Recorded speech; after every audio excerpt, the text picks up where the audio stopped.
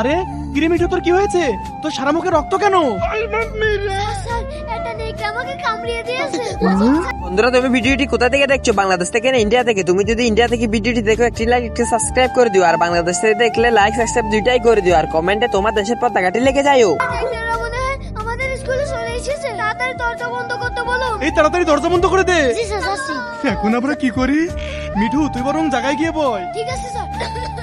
আর আমি শুনেছি যার নেকড়েতে কামড় মারে সেও নেকড়ে হয়ে যায়। কি বলছিস? আদু এমনি আমার ভয়তে মোতা বন্ধ হয়ে গেছে, আবার এই কথা করছে। বাচ্চারা, আমরা এক কাজ করি, আমরা এই টেবিলের নিচে লুকিয়ে যাই। ঠিক আছে, তাড়াতাড়ি লুকা। কিরে মিঠু, তোর গলায় ওটা কিসের দাগ?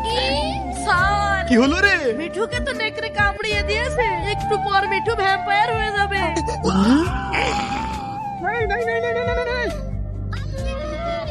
বন্ধুরা, মিঠু তো জম্বি হয়ে গেল। এরপরে মিঠুর কি হলো জানতে চাইলে কমেন্টে পার্ট 2 লেখো।